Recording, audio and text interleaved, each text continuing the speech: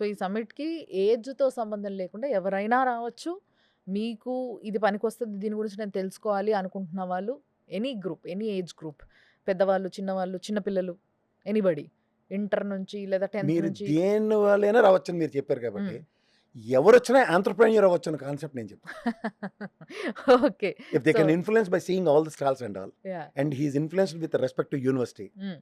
He will become a consultant for that respect to university. Okay.